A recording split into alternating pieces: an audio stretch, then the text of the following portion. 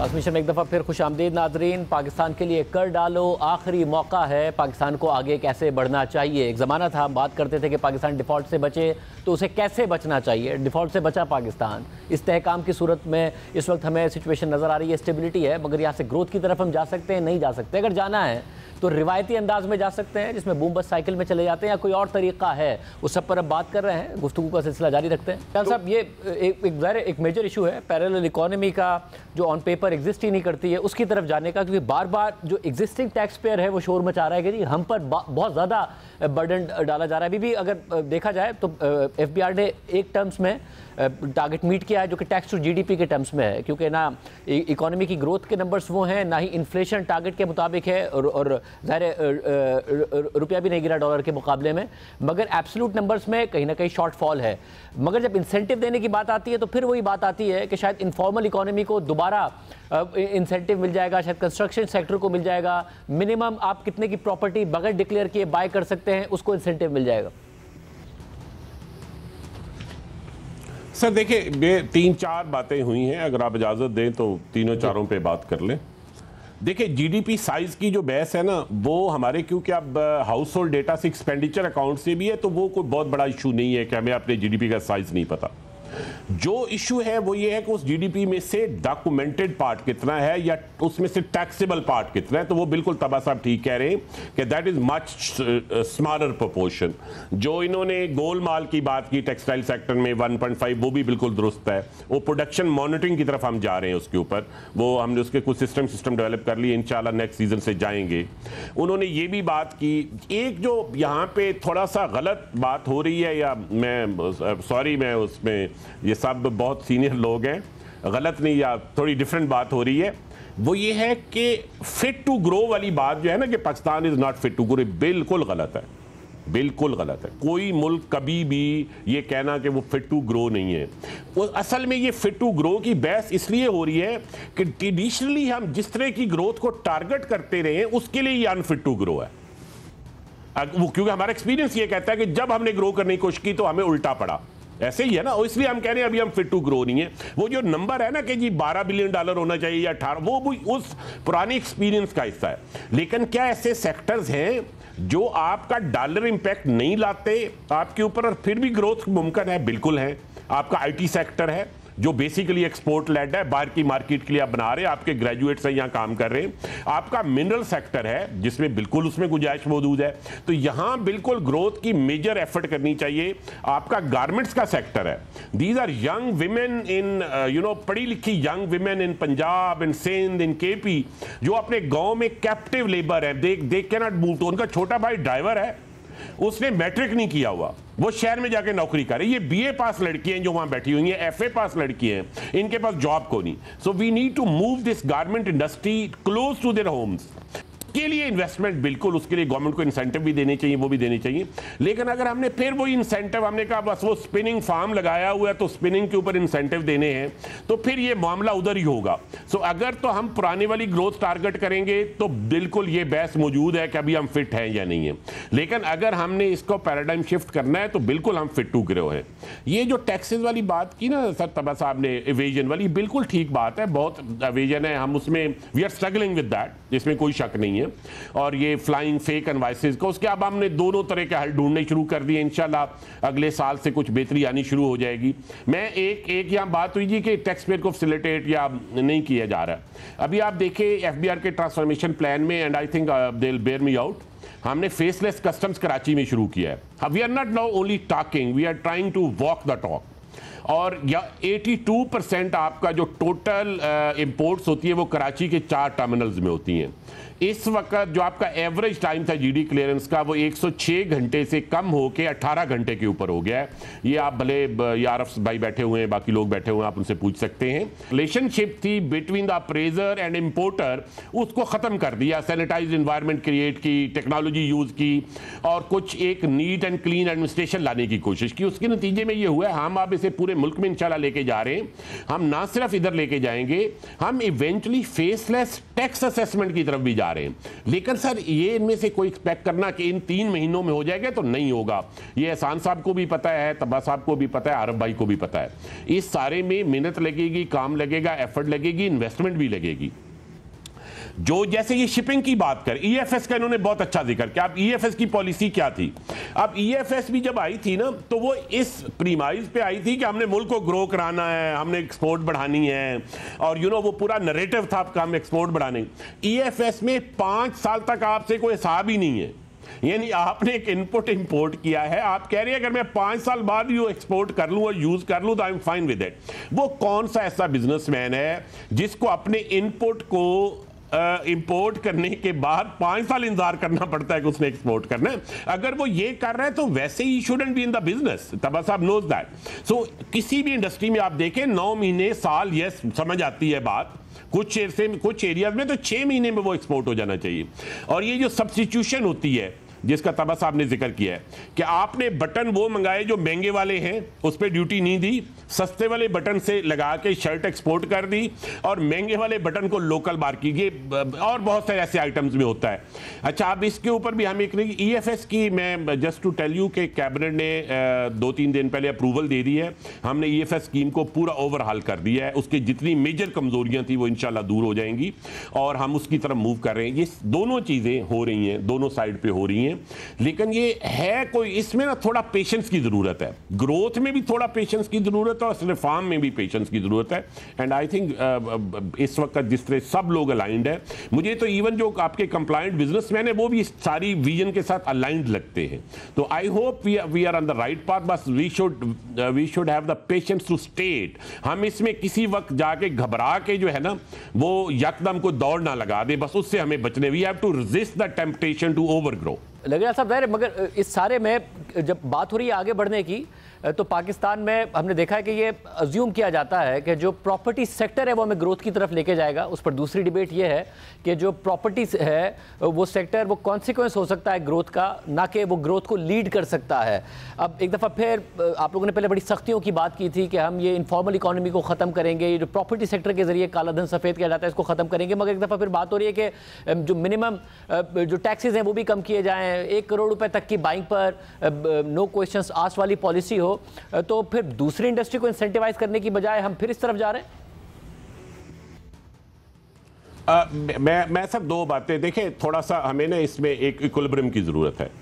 पहली बात यह है कि इस वक्त जो गवर्नमेंट की टास्क फोर्स बनी है वो प्रॉपर्टी सेक्टर के लिए नहीं बनी, कंस्ट्रक्शन सेक्टर के लिए बनी है कि कंस्ट्रक्शन को कैसे आगे लेके जाना है।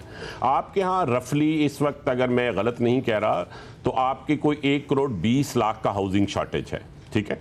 तो ऐसा बात नहीं है। देखिए, हाउसिंग का सेक्टर बुरा सेक्टर नहीं है, हमने उसको जिस तरह स्ट्रीट किया, स्ट्रक्चर किया, उसमें इश्यूज आए। से फॉर एग्जांपल आपने ह्यूज एंट्री बैरियर्स क्रिएट किए, आपने एक लाइसेंस राज है, इससे एनओसी लो, इससे लो, इससे लो, लैंड एग्रीगेशन। अब एंट्री बैरियर जिस सेक्टर में भी आप हाई करते हैं उसमें कंपटीशन कम हो जाता है और जो उसके पे ऑफ्स है वो हाई हो जाते हैं। सो जो काम करने की जरूरत है वो ये नहीं है। अच्छा, प्रॉपर्टी में जो हमने एक ज्यादती की, और ये सच्ची बात है, और इसीलिए की क्योंकि वो सारी इन्वेस्टमेंट वहां जा रही थी, ट्रांजैक्शन टैक्सेस हाई किए। ट्रांजैक्शन टैक्सेस हाई करना दुरुस्त नहीं है, लेकिन कैपिटल गेन टैक्स को वही होना चाहिए जो बाकी सेक्टर में है। सो इनकम के सोर्स की बजाय कि वो सोर्स कहां से आ रहा है, आपकी इनकम उसी तरह टैक्स होनी चाहिए। लेकिन ट्रांजैक्शन टैक्सेस तो आप किसी जगह भी लगाएंगे तो वो एक्टिविटी को कम करेगा। मेरा अपना ये ख्याल है कि जो गवर्नमेंट की टास्क फोर्स बनी हुई, और आज में आरफ भाई उसी मीटिंग में थे, वहां ये दोनों बातें हुई। ये भी हुआ कि जो ओवर सप्रेस हुआ है कंस्ट्रक्शन का सेक्टर वो नहीं होना चाहिए, और ये भी हुआ कि उसको भी जो अपने प्रोहिबिटिव ट्रांजैक्शन टैक्सेस लगाए वो नहीं होने चाहिए। और मेरा ख्याल इस पे जनरल एक इत्तेफाक होगा। अब 9 से 13% ट्रांसफर टैक्सेस तो नहीं होने चाहिए ना किसी चीज पे। मैं किसी से कुर्सी खरीदता हूं, फर्नीचर खरीदता हूं, तो मैं 13% उसके ऊपर ट्रांसफर के टैक्सेस नहीं देता। मैं सेल्स टैक्स दे सकता हूं, मैं उसके ऊपर इनकम टैक्स दे सकता हूं, लेकिन ये ट्रांसफर टैक्स तो होल्डिंग की नेचर में है, तो ये नहीं होने चाहिए। तो उसे यकीनन कम किया जाएगा। लेकिन इसका ये मतलब नहीं है कि वो जो एक पुराना था कि जी आप, जैसे अभी आपको पता है एक 15% का आपका कैपिटल गेन टैक्स है, इंडिया में 20% है। पहले आपको पता है वो स्लैब्स होती थी कि कुछ सालों के बाद वो कैपिटल गेन टैक्स होता ही नहीं था। तो बिल्कुल इस पे इत्तेफाक है कि जो पिछले बजट में हम कैपिटल गेन टैक्स लगाया वो लगा रहेगा। तो ऐसी बात नहीं है कि वो खत्म हो जाएगा। एक ना वो नरेटिव जरूर बनाया जा रहा है कि जी शायद रियल एस्टेट के जरिए ग्रोथ की कोशिश की जा रही है। रियल एस्टेट के जरिए नहीं, कंस्ट्रक्शन सेक्टर को जरूर इनकरेज करेंगे, लेकिन उस हद तक जितना उनके ऊपर एक्सेसिव प्रोहिबिशंस है। मगर एक तो आपने बात की ट्रांजैक्शन टैक्सेस के हवाले से, फिर एक जो बात आ रही थी कि 1 करोड़ या 5 करोड़ तक की अगर आप प्रॉपर्टी खरीदते हैं तो क्वेश्चन ना पूछा जाए। उसमें एक मसला यार है, जब ये जुमला कहा जाता है शाहजाद, ये बात नहीं हुई, ये किसी फोरम पे अप्रूव नहीं हुई और ये नहीं होगा। नहीं, ये अभी तक किसी फोरम पे इस बात की अप्रूवल नहीं है कि नो क्वेश्चन आस्क्ड, ऐसी कोई, ये तो एमनेस्टी वाली बात है ना। Exactly. कोई फोरम अप्रूव भी नहीं कर सकता, आपको पता है इस बात का। मतलब अगर जब कहा जाता है कि 1 करोड़ से 1.25 करोड़ घरों की शॉर्टेज है, ये उस सूरत में तो समझ में आता है कि बहुत सारे लोग घर खरीदने को तैयार हैं मगर घर नहीं है। इस वक्त तो सूरत हाल कराची में अगर आप देख लें तो बिल्डर्स आपको नजर आते हैं जिनकी बिल्डिंग्स बन रही हैं मगर खरीदार नहीं है। लोगों की डिस्पोजेबल इनकम खत्म होकर रह गई है, महंगाई की वजह से, अनएम्प्लॉयमेंट की वजह से। उसकी वजह यह है कि इन घरों को इतना महंगा नहीं बनना चाहिए था। हमने क्योंकि वो प्रोहिबिशन की एक वो दीवारें क्रिएट की, तो वो घर जिनकी ये कीमत नहीं होनी चाहिए थी वो कीमत है मार्केट में। सो इफेक्टिव डिमांड 1 करोड़ 20 की नहीं है, जरूरत 1 करोड़ 20 की है। वो जब आप उन बैरियर्स को कम करेंगे तो आपकी प्राइसेस मुनासिब होंगी, तो फिर इफेक्टिव डिमांड बढ़ेगी, एक्चुअली सेक्टर का फायदा होगा। लेकिन मैं इसका एक्सपर्ट नहीं हूं कंस्ट्रक्शन सेक्टर कि जब आप फैसले करें तो प्रॉपर स्टडी करके, उसलिए बड़ा लाजमी कि जो खरीदने वाले हैं उनको इंसेंटिवाइज किया जाए किसी तरीके से कि उनके लिए आसानियां हो, उनकी इनकम के लिए आसानियां हो खरीदारी के लिए। मेरा ये ख्याल है कि अगले बजट में या उससे पहले इस पे सीरियस काम हो रहा है कि जो आपके लो कास्ट हाउसिंग है उसमें गवर्नमेंट कैसे फैसिलिटेट कर सकती है। हम उसके रेट्स नहीं कम करेंगे, मे बी गवर्नमेंट उसमें से कुछ कास्ट को पिक कर ले, जैसे पहले भी करते हैं। आप फाइनेंसिंग बेहतर करते हैं, फिर आपके फोरक्लोजर लॉज हैं, उसके ऊपर काफ़ी सारा काम हुआ हुआ ऑलरेडी, उनको लाने की ज़रूरत है ताकि आपका जो मॉर्गेज फाइनेंस है वो आए, वो सारी चीज़ें हैं। सो वो रास्ता इस तरफ जाने का वो रास्ता नहीं है जिस पर हम कई दफ़ा जाते रहे हैं पहले। तो मेरा अपना ये ख्याल है कि इस दफा उस तरह का मुझे नहीं नजर आ रहा कि होगा। ये एक बैलेंस्ड अप्रोच होगी इसके बारे में। आरब भाई भी यहाँ बैठे हुए हैं, आप उनसे भी पूछ रहे हैं, knows much better about the sector. लेकिन एमनेस्टी कोई नहीं है इसमें, बिल्कुल हमें क्लैरिटी है, कोई एमनेस्टी नहीं है। ये बड़ी अहम बात है क्योंकि ज़ाहिर इस हवाले से बहुत ज़्यादा बात हो रही थी। आरिफ साहब, आपका एक ओपिनियन है कि जो प्लॉट की परचेज है वो अगर कन्वर्ट नहीं होता बिल्डिंग में तो फिर बेशक टैक्सेशन हो। एज ऑफ नाउ जो डिबेट हो रही है जी, आपका कमेंट। ये आपने तो टास्क फोर्स के सारे सब्जेक्ट जो है वो छेड़ दिए और मैं बड़ा बेइत्मीनान हो रहा था कि मुझे जल्दी से मौका देंगे इसी के साथ सीक्वेंस में ये बात हो जाए। देखिए, जो लंगड़ियाल साहब ने बात की है ना, वो बहुत ज़्यादा इम्पोर्टेंट बात की है और प्रिंसिपल की बात की कि आम लोग जो है वो purchase and sale of plots and construction को रियल एस्टेट कहते हैं और रियल एस्टेट करके उसको बदनाम करते हैं। जो बात हो रही है, जैसे उन्होंने कहा कि ये टास्क फोर्स जो है वो प्लॉट परचेज सेल के बारे में नहीं है, ये कंस्ट्रक्शन को किस तरीके से जो है वो प्रमोट किया जाए, फैसिलिटेट किया जाए, इसकी बात हो रही। अब ये तो सब एग्री करते हैं ना कि कंस्ट्रक्शन में जो है सेकंड लार्जेस्ट एम्प्लॉयर है, इसके ऊपर जो टैक्सेस है ना कंस्ट्रक्शन पे 115% of the original value of the plot जो है वो 115% टैक्स है। इंडस्ट्री से ज़्यादा कंस्ट्रक्शन पे टैक्स है। आप कैलकुलेशन करके जो है वो बैठें। अब इस पर तो बहरहाल बहुत इत्तेफाक है किस तरह लोगों को फैसिलिटेट किया जाए, छोटे लोग किस तरीके से जो है उनके ऊपर जो है फाइनेंसिंग इंस्ट्रूमेंट्स क्या होने चाहिए, कैसे करने चाहिए। दुनिया में जो सब चीज़ें हैं वो सिर्फ ये पार्ट तो टैक्स का भी जिक्र हुआ, लेकिन वो 4-5 और जो है वो एरियाज़ हैं कि जिस पर रिकमेंडेशंस हैं और इंशाल्लाह वो जब पूरी की पूरी रिकमेंडेशन आएगी तो आप ये देखेंगे कि मुल्क के अंदर जो है वो purchase of houses, shops and offices जो है वो फैसिलिटेट होगा। वो तो सब चाहते हैं ना, उस पर तो कोई किसी का आई थिंक डिफरेंट ओपिनियन नहीं है। ये जो प्रपोज़ल है कि आप 50 मिलियन रुपीस तक जो है वो इसका जो है वेल्थ रिकन्सिलिएशन ना मांगे। इस वक्त प्रॉब्लम ये है, शाहज़ेब साहब आपको तो पता है स्टॉक एक्सचेंज में पहले केश का बहुत दौरा था। 2011-12 के अंदर जो है वो एक गवर्नमेंट की पॉलिसी आई कि जो शख्स भी 2 शेयर्स ख़रीदेगा विद अनरिकन्सिलिएटेड वेल्थ के साथ और 2 साल उसको होल्ड करेगा, उससे जो है वो वेल्थ रिकन्सिलिएशन भी पूछा जाएगा। आज आप बता दीजिए कि एक ट्रांजैक्शन भी जो है वो केस से होता हो तो मैं ये काम छोड़ दूंगा। वो 100% वो जो एक्सपीरियंस है वो बहुत ज़्यादा कामयाब है। रीट में हम काम करते हैं, कोई बता दे कि एक भी जो है वो ट्रांजैक्शन जो है वो कैश पे होता है, उस पर जो है वो रीट में सेंट्रल डिपॉजिटरी जो है वो इसका कस्टोडियन है, प्लॉट उसके नाम पर होता है, प्रॉपर्टी उसके नाम पर होती है, सारी रिसीट्स जो है बायर से वो रिसीव करता है, और सारी एक्सपेंडिचर जो है डिसबर्समेंट्स है वो सेंट्रल डिपॉजिट, उसमें डेवलपर का कोई अमल दखल जो है वो नहीं होता सिवाय उसकी मैनेजमेंट के। अब इस वक्त ये हो रहा है कि बहुत सारे कॉर्पोरेट, हम तो इस बिज़नेस में दिन रात है ना, बहुत सारे corporates, banks, financial institutions, they want to enter into a construction business, लेकिन जो अल्टीमेटली जब वो सेल करने जाते हैं तो वो बायर वो कहता है कि मेरे पास वेल्थ रिकन्सिलिएटेड जो है वो वेल्थ नहीं है, मैं आपको कैश दूंगा। अब कैश लेना उनके लिए बहुत मुश्किल हो जाता है, क्योंकि अगर वो कैश लेते हैं तो फिर आगे उसको बैलेंस भी उनको फिर कैश पे करना है। तो इसका मतलब ये है कि वो सारे कॉन्ट्रैक्टर को पैसे भी कैश दें, लेबर को भी कैश दें, फिर मटेरियल ख़रीदते हैं उसको भी जो है वो कैश दें, और उससे गवर्नमेंट के जो है वो सारे टैक्सेस आप देखें ना, कितने ज़्यादा टैक्सेस जो है वो एवेड होते हैं, और टैक्सेस जो है वो गवर्नमेंट को नहीं मिलते। तो ये कोई वो एमनेस्टी नहीं है। एमनेस्टी जो नया घर कितने लोग लेते हैं, ज़रा आप एक लिस्ट तो बना लेना।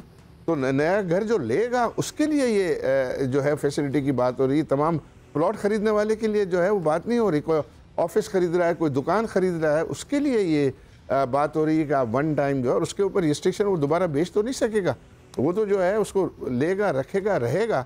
तो एंड यूज़र के लिए इसलिए क्या ये प्रपोजल है, ताकि सारा आपका जो साइकिल है वो डॉक्यूमेंटेड हो जाए। वो डॉक्यूमेंटेड हो जाए तो आप ये कहते हैं ना यार हमारी एक्चुअल जीडीपी तो बहुत है, वो सही रिकॉर्ड पे नहीं आती है। तो इसलिए नहीं आती है कि सारा जो है अनडॉक्यूमेंटेड जो है मामला चल रहा होता है। तो आप तो उनको कोई रास्ता नहीं दे रहे। पिछले दिनों जब चीफ साहब आए थे यहाँ कराची, तो लोगों से उन्होंने कहा कि आप पैसे अपने वापस लाएं। उन्होंने कहा सर हमारी गलती हो गई है, हम पैसे बाहर तो ले गए हैं, लेकिन अब वापस आने का रास्ता तो हमें दें। तो ये तो हम, चलो वो तो फिर भी इतने ज़्यादा सिंपैथी के हकदार नहीं है, लेकिन ये जो घर ख़रीदने वाले भाई बहन बाप बेटे पैसे जमा करके, उनके पास वेल्थ रिकन्सिलिएशन कभी उन्होंने ज़िंदगी में अपनी की नहीं होती है। अब उससे आप वेल्थ रिकन्सिलिएशन जो है वो कब मांगेंगे? आप बेशक आप कहेंगे भी 5 करोड़ रुपया कोई बहुत ज़्यादा है, आप एक रीज़नेबल जो है चीज़ के जिससे आपको ये लगे कि जो लोग सही बिल्डर ये सही काम करना चाहते हैं, पुराने गुनाहों की तलाफ़ी करके सीधा चलना चाहते हैं, उनको अगर आप मौका नहीं देंगे तो I think good luck to the government and policy maker कि अगर वो इसी तरह चलना चाहते हैं इसी तरह जो है वो चलें। लेकिन ये तो हम best interest of the country and best interest of the trade जो है वो बात कर रहे हैं। एहसान मालिक साहब, जो पाकिस्तान बिजनेस काउंसिल है उसने इन तमाम प्रपोजल्स पर, जो कि आरिफ हबीब साहब जिसका जिक्र कर रहे हैं, उस पर एतराज़ उठाया और बाकायदा तौर पर कहा कि ये नहीं होना चाहिए आगे बढ़। जो आरिफ साहब बातें कर रहे हैं फिर वो कैसे गलत हैं आपके ख्याल में? जी देखिए, इन जनरल आई थिंक कोई भी एमनेस्टी अब तक कामयाब नहीं हुई। तो आई थिंक ये without using those words basically reconciliation ना हो वगैरह वगैरह इज अमाउंटिंग टू एमनेस्टी। तो इसलिए as a matter of principle हम इसको अपोज करते हैं। और अगर फ्रैंकली करनी भी होती तो, जो कि मैं नहीं रिकमेंड करता, अगर करनी भी होती तो फिर मैन्युफैक्चरिंग एक्सपोर्ट लेट सेक्टर पे होती तो कुछ समझ भी आ जाती। Let's not go there. मैं एक बात से बहुत खुश हुआ हूँ जो चेयरमैन साहब ने फरमाया कि ट्रांजैक्शन टैक्सेस बहुत हाई हैं। कॉमर्स सेक्टर पे 18% जीएसटी का ट्रांजैक्शन टैक्स है। हम इनकम टैक्स भी देते हैं। तो मैं उम्मीद करूंगा कि चेयरमैन साहब जो है इस पर गौर करेंगे। उसको आपने शायद कोई 13% का कहा था कि वो बहुत हाई है, तो 13% से कम कर दीजिए जीएसटी। अच्छा, फ़िट फॉर ग्रोथ की बात हो रही थी। अगर फ़िट फॉर ग्रोथ होते, हमारे मुल्क की पॉलिसीज़ होती, तो ये इतना वाइड एविजन हो रहा होता? क्या हम एक्सपोर्ट पे उतना नहीं ध्यान देते जो कि हमें देना चाहिए था? क्या हमारे पास इस वक्त जो एफबीआर जिस तरह कॉन्फ़िगर्ड है उसकी वजह से हरासमेंट नहीं हो रहा? तो ये सब चीज़ें क्या करती हैं? ये ग्रोथ को रोकती हैं, ये ग्रोथ को प्रमोट तो नहीं करती ना। तो मैं जब ये कहता हूँ कि जी हमारी फ़िट फॉर ग्रोथ होनी चाहिए पॉलिसीज़, तो पॉलिसीज़ तो हमारी फ़िट फॉर ग्रोथ नहीं है। आई थिंक मोहम्मद अली तबा ने भी यही फरमाया है कि इस वक्त जो है हमें मुख्तलिफ़ पॉलिसीज़ लाने की ज़रूरत है। हमको फिस्कल पॉलिसी को फंडामेंटली एंड कंसेप्चुअली उसको सही करने की ज़रूरत है ताकि लोग आगे आएँ और इन्वेस्ट करें, ना कि ये कि वो यहाँ मुल्क से भाग जाएं। यहाँ पे जब 60% आपको टैक्स रेट है तो क्यों कोई इन्वेस्ट करेगा यहाँ पे? मेरा ख्याल है सबको ऑलमोस्ट इस बात पर ही कंसेंसस है कि we are not fit for growth. अगर हमने वैसे ही ग्रो करना है जैसे हमने मादी में ग्रो किया था, यही मेरा ख्याल है तब्बा साहब भी कह रहे हैं, यही लंगरियाल साहब भी कह रहे हैं। जी सुल्तान, मतलब मैं ये कह रहा था कि fit for 6% growth led by import हम नहीं हैं। और जो एहसन साहब की इस बात को मैं सेकंड करूंगा, हम वो भी फिट फॉर ग्रोथ नहीं है कि हम एक्सपोर्ट लेड हो जाएं। जिस तरह चेयरमैन साहब ने कहा कि पेशेंस की ज़रूरत है। अगर हमें एक्सपोर्ट लेड होना है तो बिजली के रेट आधे करने पड़ेंगे, टेक्सटाइल पे जो भी एक्सपोर्ट है उसका इनकम टैक्स कम करना पड़ेगा। जो IT वाले हैं जिसमें पोटेंशियल है, आरिफ साहब कह रहे थे, बिल्कुल सही कह रहे थे कि ग्रोथ नहीं हो रही, इसलिए नहीं हो रही कि लोग फ्रीलांसर बन गए, वही काम दुबई के थ्रू कर रहे हैं और टैक्स बचा रहे हैं, रेमिटेंस पे 1% दे रहे हैं, या सॉफ्टवेयर हाउस जो है 40% का रहा है। तो दोनों सूरतों से हम फिट फॉर ग्रोथ नहीं है। एक तो 6% वाली जो बूम एंड बस्ट वाली उसके भी नहीं है। एक्सपोर्ट लेड हम कह तो सकते हैं मगर उसमें 3 साल लगेंगे, क्योंकि 3 साल के बाद इतना मैं कमाऊंगा कि मैं 35-40% टैक्स अफोर्ड कर सकूंगा जो मेरा पड़ोसी मुल्क 30% कर रहा है। 3 साल के बाद मैं 60 रुपए की बिजली अफोर्ड कर सकूंगा जो मेरा पड़ोसी 30 रुपए की कर रहा है। तो दोनों सूरतों का मकसद ये था। इसका मतलब ये नहीं था कि 0.1% भी हम नहीं कर सकते। मेरा ख्याल है अगले 2-3 साल हम 4-4.5% की GDP ग्रोथ अटेन कर सकते हैं। अगर हमने रिजर्व 20-25 कर लिया तो शायद 5 भी कर सकते हैं, मगर ये होता हुआ नज़र नहीं आता। लंगरियाल साहब, ये जो बात है कि आपने कहा कि 13% जो ट्रांजैक्शन टैक्सेस हैं, अब पाकिस्तान बिजनेस काउंसिल से एहसान मलिक साहब का कहना है कि जो फॉर्मल सेक्टर है वो पहले इतना सारा इनकम टैक्स दे रहा है, 18% वो GST दे रहा है, तो फिर उसको भी कम कर दें, उसकी भी इतनी फिक्र होनी चाहिए। नहीं, ये एहसान साहब से हमारी बहुत दफ़ा इस पे बात हुई है। एहसान साहब बहुत हमारे लिए मोअज़्ज़ज़ भी हैं। देखिए, बात यह है कि सेल्स टैक्स जो है वो कंजम्पशन टैक्स है, वो इंडस्ट्री नहीं देती, वो तो कंज्यूमर से कलेक्ट होता है, इंडस्ट्री सिर्फ उसकी ट्रस्टी है। तो आप सेल्स टैक्स कैसे करते हैं? हाँ, इंपोर्ट स्टेज के ऊपर जो हम सेल्स टैक्स वगैरह कलेक्ट करते हैं वो आप ये बिल्कुल ठीक कह रहे हैं, क्योंकि वो पास थ्रू है इनके लिए जब ये एक्सपोर्ट करते हैं। या दूसरी जगह भी है, आपको पता है इनपुट आउटपुट एडजस्टमेंट का सिस्टम है। प्रॉपर्टी की ट्रांजैक्शन में इनपुट आउटपुट एडजस्टमेंट सिस्टम नहीं है। ये बुनियादी फ़र्क है। वैट रिजीम डिफरेंट है और प्रॉपर्टी के ऊपर ट्रांजैक्शन टैक्सेस की नेचर ही डिफरेंट है। तो जब मैन्युफैक्चरिंग का हम कहते हैं कि उसके ऊपर वो टैक्सेस हैं, बिल्कुल हैं, वैट रिजीम में वो रिकवरेबल हैं। लेकिन ये बात से मैं एग्री करता हूं कि जो हम इंपोर्ट स्टेज के ऊपर एडवांस में ले रहे हैं, जो बाद में हो जाता है एडजस्ट, या इनकम टैक्स ले रहे हैं, उसे कम करने की जरूरत है। ये मैंने बहुत शुरू में आपको ओपनिंग स्टेटमेंट में कहा था कि वो नहीं होना चाहिए। हम इंशाल्लाह उस तरफ जाएंगे, इसमें कोई वो नहीं है। कब जाएंगे कि जिस तरह ग्रोथ एक दिन में नहीं आ सकती ना, इस तरह ये एडजस्टमेंट भी एक दिन में नहीं आ सकती। और जो आखिरी बात हमारे दोस्त ने कही कि हमें थोड़ा सा जी एक पॉइंट आरिफ हबीब साहब देना चाह रहे हैं, फिर मैं आपके ये जो आप टैक्स रेट कम करने की जो बातें कर रहे हैं और जो प्रपोजल हो रहा है ना, वो सिर्फ एडवांस कलेक्शन, एडवांस टैक्स की बात है मेनली। एडवांस टैक्स का मतलब ये नहीं है कि वो एडजस्टेबल टैक्स है एडवांस टैक्स, और वो टैक्स तो वहीं रहेगा। सिर्फ जो एडवांस कलेक्शन है उसका रेट जो है वो रिड्यूस होने की जो है वो प्रपोजल है। तो उसको जो है वो मेनली जो है वो बड़ी चीज़ जो है वो ये है। और जो बहुत सही सोच है लंगरियाल साहब की कि वो ट्रांजैक्शन टैक्स आप अप फ्रंट इतने पैसे जो है ले लेते हैं, वो टैक्स तो उनको देना ही है। ये नहीं है कि टैक्स कम हो जाएगा उससे, उनको टैक्स अभी अप फ्रंट देना है, या उनको टैक्स जो है वो जब ड्यू होगा जब देना है। जी लंगरियाल साहब, आप कोई आखिरी पॉइंट देना चाह रहे थे, फिर मैं तब्बा साहब की तरफ जाता हूँ। जी वो मैं बेसिकली ये कह रहा था कि ये अभी जो बात की ना कि जी क्या हमें 6% 8-7% पे ग्रो कर सकते हैं या 4-4.5 पे करना है, ये सर डायनेमिक इक्वेशन होती है। अगेन ये हमारे ज़हन में जो फिगर्स है ना, ये सारे हमारे प्रीवियस एक्सपीरियंस का नतीजा, और वो एक्सपीरियंस बहुत यूजफुल एक्सपीरियंस है, मैं उसको बिल्कुल डाउन प्ले नहीं कर रहा। मगर हमने इन एरियाज में कब काम किया है? IT के ऊपर बहुत मेजर एक काम हो रहा है, गवर्नमेंट कर रही है। हमारे IT के सेक्रेटरी प्राइवेट सेक्टर से आए हुए हैं। हम इस वक्त जो IT ग्रेजुएट हम अच्छी क्वालिटी के पैदा कर रहे हैं, उस कंस्ट्रेंट को दूर करने की कोशिश कर रही है गवर्नमेंट। अब अगेन वो बात मीडियम टर्म की है कि उसके नतीजे में जो रिजल्ट आएंगे क्या वो आ जाएंगे? नहीं आएंगे। मैं एक और बात भी आपको बताऊं, ये जादू वाली जो ग्रोथ है ना, ये सस्टेन नहीं कर सकती। ग्रोथ वही सस्टेन करेगी जो आहिस्ता आहिस्ता ऊपर जाएगी, क्योंकि वो हार्ड फाट, hard one, hard earned growth होगी। जो हार्ड अर्न नहीं होगी वो वापस आ जाएगी। तो अगर हमने जादू वाली ग्रोथ करनी है तो वो तो ज़ाहिर है एक दिन में फाइनेंस मिनिस्टर फैसला कर सकते हैं, बट वो सस्टेन नहीं करेगी। सस्टेनेबल तभी होगी जब हम ये आईटी में, मिनरल में, फूड की प्रोसेसिंग में, शिपिंग में, जिसकी तरफ आपको इशारा हुआ, गारमेंट्स की एक्सपोर्ट में हम एक मेजर टर्न अराउंड करेंगे। और वो टर्न अराउंड आहिस्ता आहिस्ता होगा।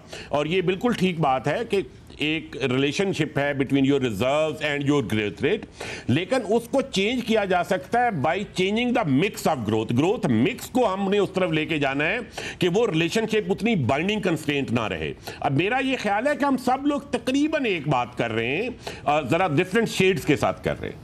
मुझे एक ब्रेक लेना है। नाज़रीन, आप देख रहे हैं पाकिस्तान के लिए कर डालो, आखिरी मौका है। बहुत अहम सवालात हैं जिनके जवाबात भी साथ साथ सामने आ रहे हैं। गोइंग फॉरवर्ड क्या होना चाहिए, सिस्टम में क्या प्रॉब्लम्स हैं, सब पे मज़ीद बात करेंगे एक ब्रेक के बाद।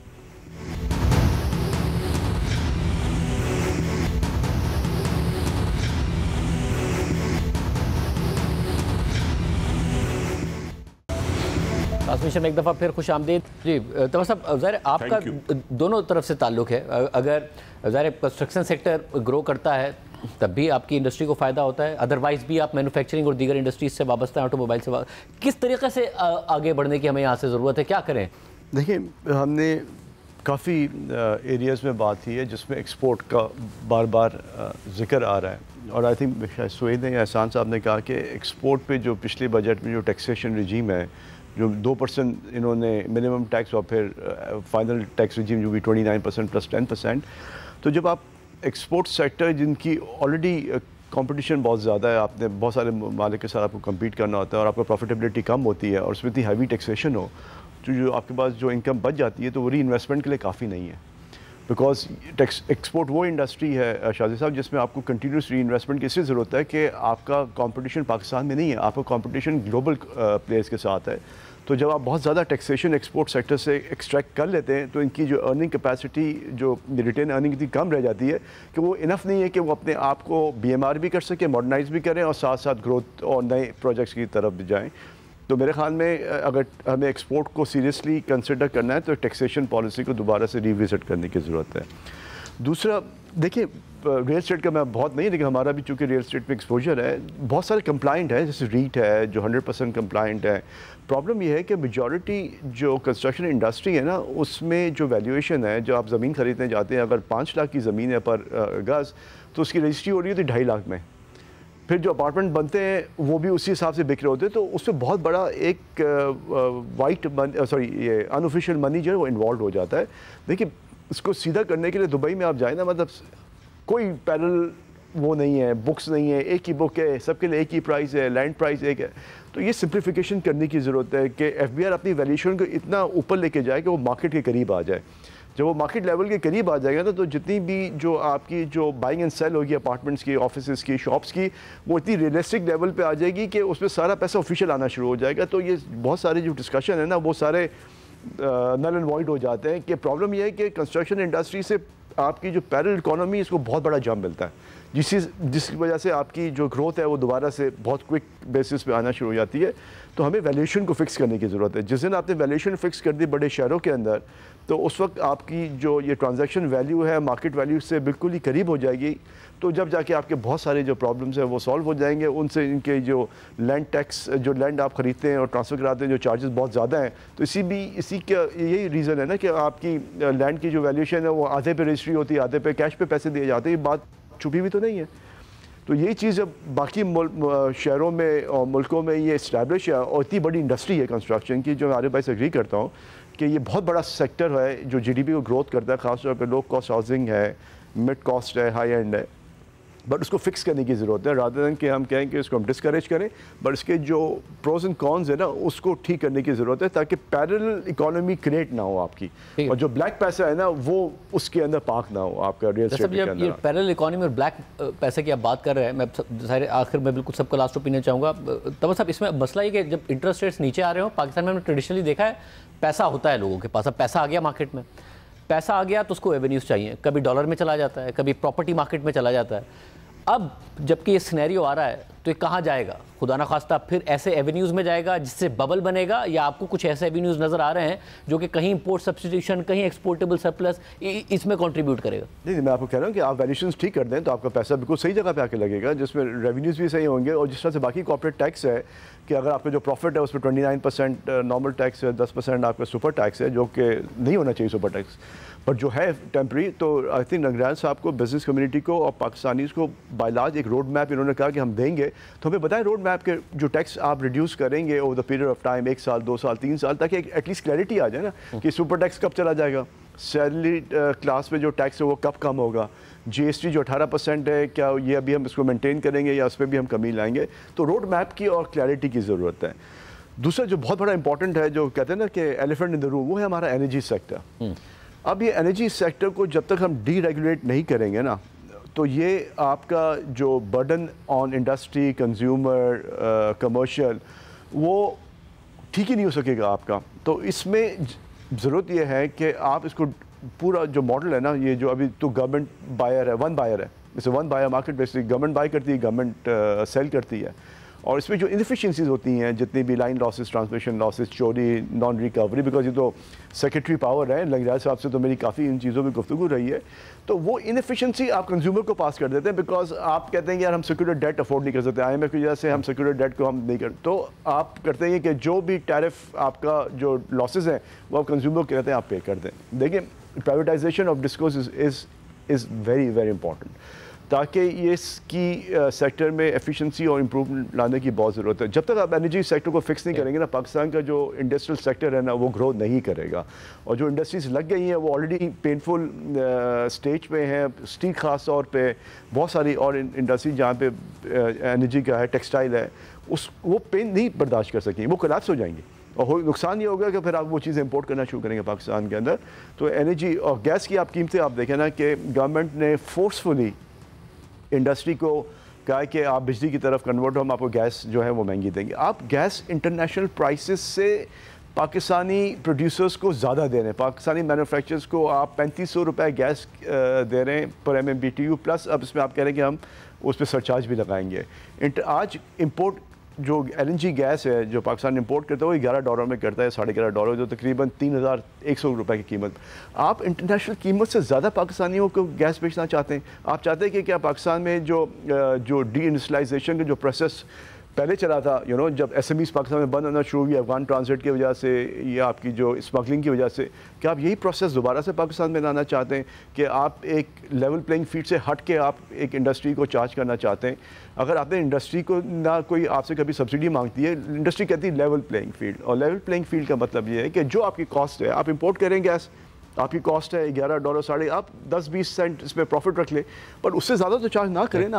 आप ये ज़्यादती कर रहे हैं कि आप इंडस्ट्री पे इतना टैक्सेशन बर्डन, एनर्जी बर्डन, फिर इसके अलावा जो आपकी ओवरऑल जो मुल्क के जो इश्यूज़ हैं, उसके बाद हम कैसे सर्वाइव करेंगे? वैसे जो एनर्जी की डिबेट है वो हमने पिछले पाकिस्तान कर डालो की ट्रांसमिशन में भी की थी, एक और भी उस पर ट्रांसमिशन कर लेंगे। नाउ आरिफ साहब, आपका फाइनल कमेंट क्या है? रोड मैप की बात हो रही है, क्लैरिटी की बात हो रही है, मईशत में जब जैसे ही आप मॉनेटरी पॉलिसी ईज डाउन हो रही है, पैसा होगा, किस तरफ आपको जाता है ये नज़र आ रहा है?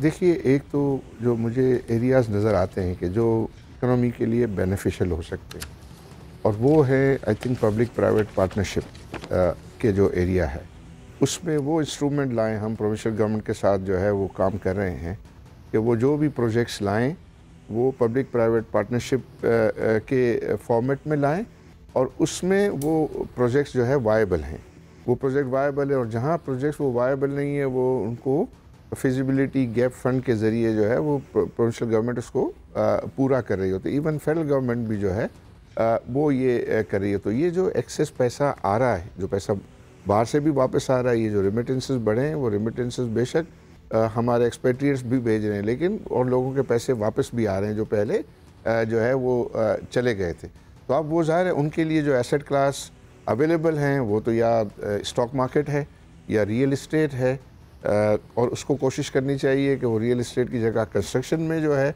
वो जाएं। जो बिल्डअप प्रॉपर्टीज़ की परचेज़ को जो है वो इंसेंटिवाइज़ करना चाहिए, वहाँ लोगों को इंसेंटिवाइज़ करना चाहिए कि वो रेंटल इनकम के लिए बिल्डअप प्रॉपर्टी में जो है वो इन्वेस्टमेंट करें।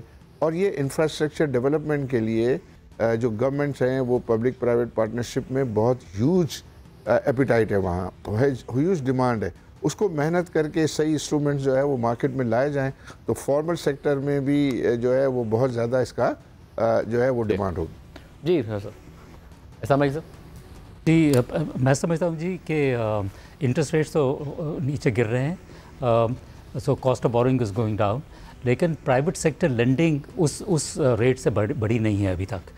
तो बैंक्स को एक, जिस तरह हम प्राइवेट सेक्टर का कह रहे थे कि रिस्क लेना बंद कर दिया है, बैंक्स को रिस्क लेना शुरू करना पड़ेगा फिर से, बिकॉज ज़ाहिर है कि हुकूमत को वो नहीं दे पाएंगे, ख़ासतौर पे एग्रीकल्चरल फंडिंग में और एसएमईज़ के अंदर। I think that would be one way के जो बैंक्स कर सकते हैं। दूसरा मैं समझता हूँ कि जी जहाँ तक फॉर्मल सेक्टर का ताल्लुक है तो एक लेवल प्लेइंग फील्ड नहीं है with either the semi formal sector और इनफॉर्मल सेक्टर, उसके साथ तो बिल्कुल होती ही नहीं है। तो अंडर इन्वॉइसिंग होती है, जिस पे कुछ कदम उठाए गए हैं जो कि बहुत अच्छे हैं, जो फेसलेस असेसमेंट्स वगैरह हो रहे हैं। ये जो अफ़गानिस्तान ट्रांजिट ट्रेड की जो मिसयूज़ होती है, मैं आपको एक एग्जांपल देता हूँ। एक टायर मैन्युफैक्चरर ने चाइनीज़ कोलैबोरेशन के साथ एक प्लांट लगाया है। उनको बहुत आसानी होती है अमेरिका एक्सपोर्ट करने की, लेकिन पाकिस्तान में वो टायर जो बनाते हैं वो नहीं बेच सकते, बिकॉज़ यहाँ पे अफ़गान ट्रांजिट ट्रीटी जो मिसयूज़ हो रही है उनके नाम पर लाए जाते हैं टायर, जो कि वापस पाकिस्तान आके विदाउट एनी ड्यूटी बिक रहे होते हैं। तो ये एक लेवल प्लेइंग फील्ड करने की ज़रूरत है। नहीं शादी भाई, देखें साइंस ऑफ रिकवरी तो हैं। हम इकोनॉमिक इंडिकेटर्स देखते हैं, 2-3 माह से ऑयल की सेल्स बढ़ रही हैं, बाइक की सेल बढ़ रही हैं, पावर कंजम्पशन बढ़ रही है, कुछ क्रेडिट ग्रोथ भी बढ़ रही है, ट्रैक्टर्स की सेल बढ़ रही हैं। मगर आई थिंक चैलेंज हुकूमत के लिए यही है कि पिछले जो 10 साल के बूम एंड बर्स्ट से लेसन सीखे। और अभी ये जो बात हो रही है, ठीक है construction low cost construction related है तो ठीक है। अब हमने कहा कि CGT है प्रॉपर्टी पे, बट CGT जो है वो ऑफिशियल प्राइस पे है। डिफेंस 8 में 2 महीने में 10 करोड़ की चीज़ 14 करोड़ की हो गई, तो वो 4 करोड़ पे टैक्स नहीं है, ठीक है। प्लस जिस तरह अली टब्बा ने बिल्कुल सही कहा कि वो जो 10 करोड़ का जो प्लॉट है ना वो है 4 करोड़ का। तो इसका मतलब है कि ऐसी चीज़ें जो प्रमोट करें इनफॉर्मल ट्रेड को। एक और भी सेक्टर है जो आपने कवर नहीं किया, जिसमें ये पैसा कैश पैसा ये चला गया जो अनप्रोडक्टिव है। मिफ्ता साहब को तो आपको पता ही होगा, उन्होंने सारे लेक्चर दे के अनप्रोडक्टिव पे जो प्लॉट पे चीज़ें की थी, अब बज़ाहिर लग रहा है कि शायद उसमें तब्दीली आ रही है। जो 5-10% बहुत सारी गाड़ियों पर ब्लैक का ऑन हो गया है, वो भी अनप्रोडक्टिव यूज़ है। तो हमने सबक सीखा है, जो चेयरमैन साहब भी कह रहे थे, मगर उस सबक में कुछ चीज़ें हमने जैसे गाड़ियों या प्रॉपर्टी, वो सबक हम भुला रहे हैं कि ये गाड़ियों में जो पैसा है वो कैसे जा रहा है। अगर इस तरह जाने लगा या प्रॉपर्टी में जाने लगा तो फिर मेरे ख्याल में जो हमारा वो ख्वाब है इंक्लूसिव ग्रोथ का, लोकल प्रोडक्टिविटी लेड ग्रोथ का या एक्सपोर्ट ग्रोथ का, शायद वो पूरा ना हो पाए। जी रघुवीर साहब, मैं फाइनल कमेंट आपसे चाहूँगा। एक तो रोड मैप और क्लैरिटी की बात हो रही थी, सारे पैनलिस्ट की राय भी आपने सुनी है, और फिर पैसा तो ज़ाहिर मार्केट में होगा मगर नॉन प्रोडक्टिव सेक्टर्स में ना चला जाए जो आइडेंटिफाई किए गए। सर ये देखें, जो पूरी बहस हुई है उसमें बहुत इंपॉर्टेंट जो बातें हैं उनमें से एक ये भी है जो जिसकी तरफ आप इशारा कर रहे हैं। लेकिन आप इस लिहाज से देखिए कि ये जो रोड मैप है ना, ये गवर्नमेंट ने कोई एक दिन आके ईजाद नहीं करना या देना नहीं है। पाकिस्तान बिजनेस काउंसिल ने बहुत सी तजावीज़ दी हैं, मल्टी ईयर दी हैं, हम इनके साथ इस दफ़ा बैठ रहे। होता जनरली ये था कि हम जनवरी की बजाय हम जाके मई जून में इनके साथ बैठते थे। इस दफ़ा हमने 7 फरवरी से पहले तमाम चेंबर से, बिजनेस काउंसिल से सबसे तजावीज़ ली हैं। उसमें कुछ मल्टी ईयर तजावीज़ हैं, वो कुछ सिंगल ईयर हैं। इसके ऊपर आप अगले 1-2 महीने एनालिटिकल वर्क होगा और इंशाअल्लाह फाइनेंस मिनिस्टर साहब का वादा है और उनकी लीडरशिप में हमारी टीम का भी और फाइनेंस डिवीजन का भी कि हम इंशाअल्लाह इस दफ़ा ये सारा इंटरेक्शन बहुत पहले कर लेंगे और इसको आगे लेके जाएंगे। जो लार्जर पिक्चर है उसमें आप देखें गवर्नमेंट ने इवेंचुअली बहुत सारे कामों से निकलना है, जिसकी तरफ तब्बा साहब इशारा करें, एनर्जी कास्ट का। लेकिन एनर्जी कास्ट में भी बहुत काम हो रहा है। तब्बा साहब के तो शायद नॉलेज में भी होगा कि जो बहुत सा काम हुआ है, मेरा ख्याल है उस पर भी कुछ अच्छी खबरें आएंगी एज टाइम पासेज और जब वो चीज़ें कंक्लूड होती हैं। लेकिन आप देखिए एक सरकार को क्या करना चाहिए जो प्राइवेट सेक्टर नहीं कर सकता। ट्रेनिंग प्राइवेट सेक्टर नहीं करेगा, उसकी वजह कि वो एक बंदे को ट्रेन करता है तो वो दूसरे के पास चला जाता है, तो उसकी कास्ट गवर्नमेंट को बेयर करनी चाहिए। कोऑर्डिनेशन प्राइवेट सेक्टर नहीं कर सकता, कोऑर्डिनेट करने के लिए जो कुछ करना है वो गवर्नमेंट को उसकी कास्ट बर्दाश्त करनी चाहिए। इनोवेशन में अंडर इन्वेस्टमेंट करता है प्राइवेट सेक्टर, तो इनोवेशन की जहां जहां कास्ट है वो हमें बर्दाश्त करनी चाहिए सरकार को। लेकिन इसके बियॉन्ड कुछ प्राइवेट सेक्टर ने भी करना है। आप देखिए ना, जितने बिजनेस हाउसेज हैं उसमें अभी तक मैनेजमेंट और शेयर होल्डर के दरमियान जो फर्क होता है पूरी दुनिया में वही नहीं क्रिएट हुआ। वही शेयर होल्डर है, एक फैमिली है, वाला साहब थे, 4 बच्चे हुए, चारों को सीईओ लगा दिया। भाई ये कैसे हो सकता है कि सीईओ का बेटा बहुत अच्छा सीईओ होगा, मार्केट में बहुत अच्छा सीईओ मिल जाना चाहिए ना। तो आपने वो किया क्या है कि आपने इंपोर्ट सब्स्टिट्यूशन, लाइसेंसेस, कंसेशन लेके आपने फैमिली रन फार्म्स में कन्वर्ट कर दिया उनको। So these are not manufacturing units in true sense. ये जो फ्यूडल फार्म की टेक्नोलॉजी थी उसको हम इंडस्ट्री में ले आए हैं। तो कुछ इंट्रास्पेक्शन बिजनेस साइड पे भी होनी है। आप 100 लार्ज बिजनेस हाउसेस देखिए और उसमें देखिए कहां पे मैनेजमेंट प्रोफेशनल और कहां पे नहीं है। बहुत बहुत काबिल लोग हैं, फैमिलीज में भी होते हैं, लेकिन ये नहीं हो सकता कि ऑप्टिमल मैनेजमेंट फैमिली के अंदर से मिले। तो इस तरफ भी थोड़ा सा तवज्जो देनी। बैंक्स जो हैं वो रिस्क वाला काम नहीं करते, अभी आपको पता है। वो भी अगेन वही है कि जी गवर्नमेंट को लोन दे दो। सो ये प्राइवेट सेक्टर में भी एटीट्यूड की तब्दीली आनी है, एंटरप्रेन्योर, वरना हम एक्सपोर्ट लेड नहीं हो सकेंगे। वो जो ख्वाब हम देख सकते हैं वो नहीं देख सकेंगे। तो मेरी रिक्वेस्ट अपने दोस्तों से भी है और बिजनेस कम्युनिटी से भी है, और हमारी साइड पे इंशाल्लाह पूरी गवर्नमेंट इस पे तावन करेगी और हम ये इंशाल्लाह इस रोड मैप की तरफ भी जाएंगे। साहब, जो सुहेल साहब ने 2 सवाल उठाए हैं, एक तो गाड़ियों के हवाले से जो उन मनी शुरू हो गया है, इसके अलावा जो प्रॉपर्टी के हवाले से जो अप्रिसिएशन हो गई इस पर, और ये जो पैसे पार्क होते हैं, इस हवाले से क्या कहिएगा? सर देखिए ना क्या हुआ है, आप पहले लोगों ने बैंकों में पैसे रखे हुए थे, पॉलिसी रेट हाई था। अब जब वहां पे रिटर्न कम हुआ है तो जो बहुत सारी फैमिलीज हैं जिनके पास जिन्हें ये लगता है कि उन्हें कुछ रिटर्न आना चाहिए और उनके पास अच्छी अपॉर्चुनिटी नहीं मिल रही उनको। पहले स्टॉक एक्सचेंज में पैसे गए, आपके इल्म में है स्टॉक एक्सचेंज का मैसिवली आपके बड़े हैं स्टॉक के रेट, विच इज गुड। वो मार्केट कैपिटलाइजेशन हो रही है, वो नतीजतन किसी जगह पे जाके किसी बिजनेस या एंटरप्रेन्योरशिप में यूज होंगे, लेकिन वो भी अब कुछ लिमिट के पास आने शुरू हुए। अब जो अगली अपॉर्चुनिटीज हमने क्रिएट करनी है और वो हमारी बिजनेस लीडर्स ने क्रिएट करनी है कि जहां पे लोग आके इन्वेस्ट करें। तो अब वो वही सट्टे वाला छोटा सा काम शुरू हो गया कि जी गाड़ी ले ली और गाड़ी थोड़ी सी कुछ दिनों के बाद यही फाइनेंस मिनिस्टर कहते थे कि ये जो सट्टा की जगह पर इस पे पैसे नहीं जाने देंगे। अब ये नहीं होगा जो मार्केट में माजी में होता है, कोई डॉलर में चले गए, प्रॉपर्टी में चले गए। अगर यही होना शुरू हो गया है तो फिर तो मकसद ही फौत हो गया स्टेबिलिटी का। Yes and no. देखिए मतलब हमारे लोगों का ना एक कल्चरल प्रेफरेंस है कुछ चीज़ों के लिए। आपके इल्म में है कि लोग प्लाट में, घर में, इसमें इन्वेस्ट करके ना सेफ फील करते हैं। उसकी वजह है कि हमने बाकी जो इन्वेस्टमेंट की ऑप्शंस हैं उनको उतना आसान नहीं बनाया, और उसमें कुछ गवर्नमेंट का है, कुछ मतलब है प्राइवेट सेक्टर का भी है। तब बस आप इस पर ज़्यादा रोशनी डाल सकते हैं। आप तब से पूछे ना कितने बिजनेस हाउसेज हैं व्हिच आर प्रोफेशनली रन। जी सुहेल साहब कुछ कह रहे हैं? मैं कहा ना सिर्फ वो अनप्रोडक्टिव है बट टैक्स फ्री है। तो टैक्सेशन अथॉरिटी देखेगी ना कि ये कैसे हो गया कि 2 महीने में 10 करोड़ का लिया, 14 का बेचा। ये टैक्सेबल नहीं है। गाड़ी का 1 करोड़ की गाड़ी ली, टैक्स फ्री नहीं है, टैक्स फ्री नहीं है। कैसे है आपका? तो एफबीआर का तो वैल्यूएशन पे तो टैक्स गेन हुआ ही नहीं ना। अब वो कह रहे जो वैल्यूएशन पे तो गेन हुआ ही नहीं ना, वैल्यूएशन तो वहीं रही, चंद महीनों में 10 करोड़ की चीज 14 करोड़ की होगी। गाड़ियों में भी हो रहा है। की बात कर रहे हैं, दोनों की बात कर रहे हैं, दोनों की बात कर रहे हैं। सर ये बात दुरुस्त है। ये एक लूप होल बिल्कुल गाड़ियों में, क्योंकि उसका जो कीमत उसकी सरकारी मुकर्रर है और वो अनडॉक्यूमेंटेड रहता है। लेकिन प्लाट जब आप फार्मली बेचते हैं और वो महंगा हो जाता है, 4 करोड़ का प्लाट 8 करोड़ का हो जाता है, तो वो तो आपको कैपिटल गेन टैक्स में आना पड़ता है। अनऑफिशियल हो गया ना सर, क्योंकि एफबीआर की इतनी तेजी से अप्रेज नहीं हुई है वैल्यूज, और उसने अगर 4 से 8 करोड़ का किया तो कहीं कैश में किया, कहीं उसमें किया, तो फिर अच्छा हाँ, वो वैल्यूएशन टेबल के इशू की मैं समझ गया आपके। आप कह रहे हैं वैल्यूएशन टेबल, आपके वैल्यूएशन टेबल के ऊपर आज आरफ भाई की शिकायत ये थी और इनकी टीम की कि वैल्यूएशन टेबल मार्केट से बढ़ गए हैं। हालांकि वैल्यूएशन टेबल अभी भी, पहले अगर वो 0.5x पे थे तो वो 0.75x के ऊपर हैं, और इंशाल्लाह इसको हम मार्केट, आज वैसे एक बहुत अच्छा जो फैसला हुआ और आरफ साहब की उसमें ज़ाहिर है इनपुट भी शामिल था, वो ये था कि एफबीआर का ना अपना एक इंसेंटिव होता है टैक्स बढ़ाने के लिए वैल्यूएशन टेबल का। हम ये कह रहे हैं कि ये काम को थर्ड पार्टी कर ले, सिर्फ स्टेट बैंक कर ले, कि ये जो वैल्यूएशन टेबल है ताकि वो बिल्कुल मार्केट के मुताबिक आ जाए। इसके ऊपर अब हम इंशाल्लाह फॉर्मल कैबिनेट का फैसला तो नहीं है, लेकिन जिससे आर भाई आपको बताएंगे, इसमें अच्छी डिस्कशन हुई और एक जनरल कंसेंसस जो मुझे नजर आया वो ये था कि इसमें कोई हरज नहीं कि एक third party independent body valuation table को करे। और वैल्यूएशन टेबल, लेकिन इस साल मुझे जो शिकायतें आ रही हैं ना वो ये है कि इस साल बहुत बढ़ा दिए हैं।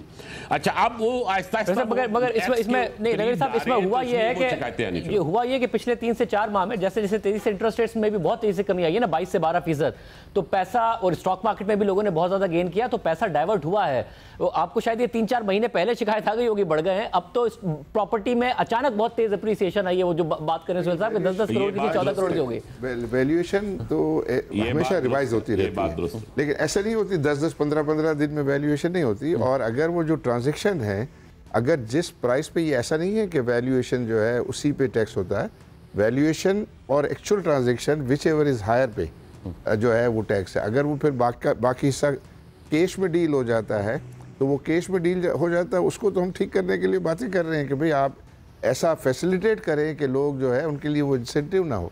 लेकिन टैक्सेस जो है वो जो अभी आप बात कर रहे थे कैपिटल गेन टैक्स को कम करने की, तो मैंने सपोर्ट किया। मैंने कहा नहीं, जो टैक्स लगा हुआ है 15% इज़ राइट, इसको जो है वही रहना चाहिए। पहले जो डिफरेंट स्लैब्स थे, वो डिफरेंट स्लैब को हमने नहीं सपोर्ट किया, हमने कहा कि नहीं, ये टैक्स जो है वो लगना है, लेकिन फिर उसकी रिकॉर्डिंग कम पे होती है।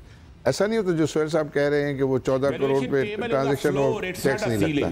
ट्रांजैक्शन जो है वो वैल्यूएशन पे रिकॉर्ड होती है तो उस पर लगेगा, लेकिन अगर ज़्यादा पे अगर रिकॉर्ड होती है वो ट्रांजैक्शन तो फिर वो टैक्स उस रेट पे लगेगा। बहुत शुक्रिया, मैं तमाम पैनलिस्ट का बहुत ज़्यादा शुक्रगुजार हूँ। नाज़रीन, आपने देखा कुछ शिकायत ने आई, चेयरमैन एफबीआर ने उनको एड्रेस करने की कोशिश की, कुछ मुस्तकबिल के लिए उन्होंने कहा है कि कुछ चीज़ें हैं जो अग्री करते हैं और उनको बेहतर करने की ज़रूरत है। इंडस्ट्री की तरफ से आपने पॉइंट ऑफ व्यू देखा कि कैसे अगर पाकिस्तान की इकॉनमी में बेहतरी आती है, इंटरेस्ट रेट्स नीचे होते हैं, मार्केट में पैसा होता है, तो वो प्रोडक्टिव सेक्टर्स की तरफ जाए। अगर ऑलरेडी डाइवर्ट हो रहा है तो कैसे उसको रोका जाए या फिर कैसे उसको टैक्स रेट में लाया जाए। उम्मीद करते हैं कि इकदाम होंगे और पाकिस्तान वापस उसी साइकिल में नहीं जाएगा जिस साइकिल में बार बार जाके सबने सबक सीखा है। सब तस्लीम करते हैं कि वो गलत था, मगर फिर हम गलतियां दोहराने लग जाते हैं, वो नहीं दोहराई जाएंगी। इजाज़त दीजिए, अल्लाह हाफ़िज़।